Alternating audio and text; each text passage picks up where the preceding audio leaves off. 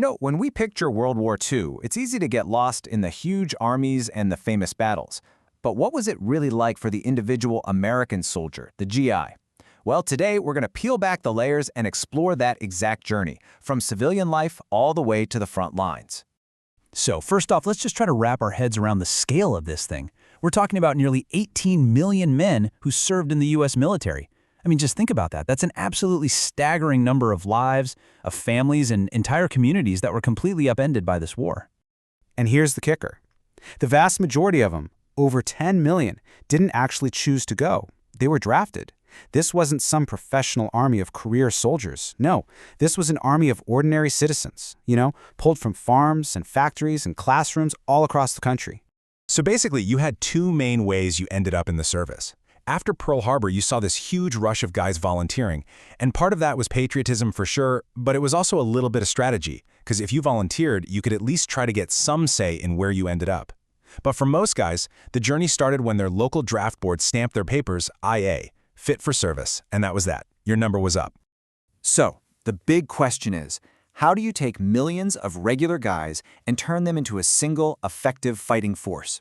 Well, it all started with a very standardized and, frankly, very grueling training pipeline.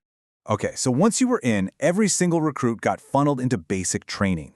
This was the crucible, right? The whole point was to break you down as an individual and then build you back up as a soldier. It was all about brutal physical conditioning, learning how to handle your weapon, and getting the chain of command drilled into your head.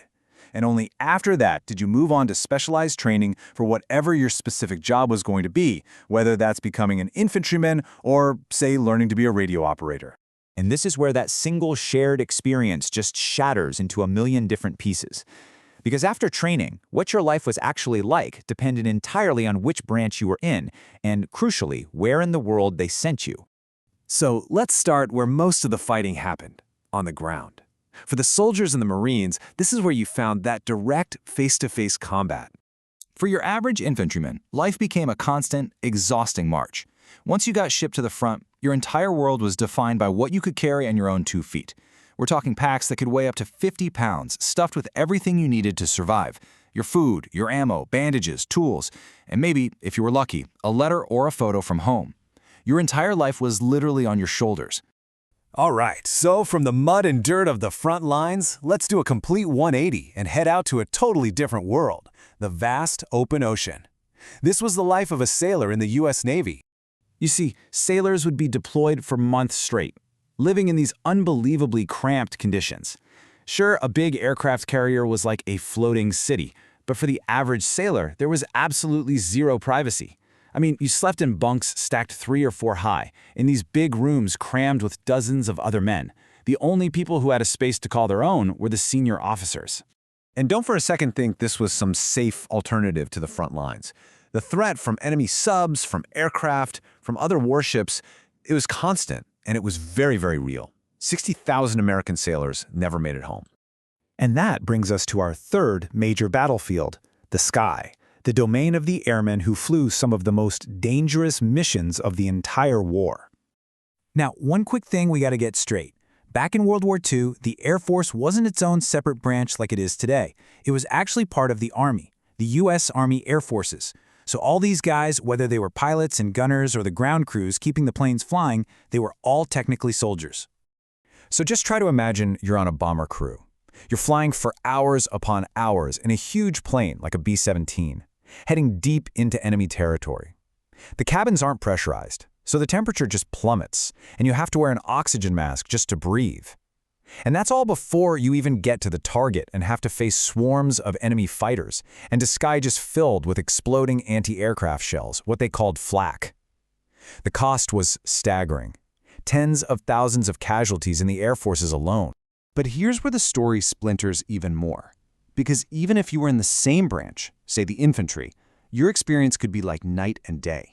It all depended on one crucial factor: where you were sent to fight. I mean, the difference between fighting in Europe and fighting in the Pacific was just profound.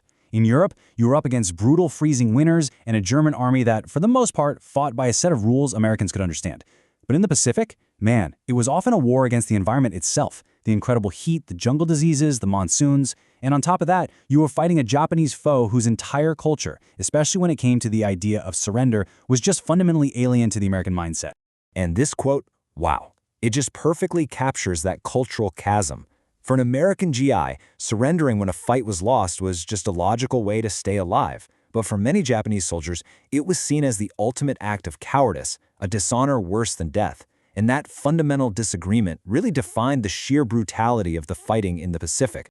And the tragic, grim result of this cultural clash, which was amplified by pre-existing racial prejudices, was that the level of brutality and atrocities in the Pacific was something that, according to the source material, was just on another level compared to what was seen in Europe. So it really leaves us with this question, right? There was no single GI experience. There were millions of different stories. Stories from the ground, from the sea, and from the air. Stories from the frozen forests of Europe and from the sweltering jungles of the Pacific. And understanding that diversity, it doesn't take away from their collective sacrifice. If anything, it gives us a much deeper appreciation for what each and every one of them truly went through.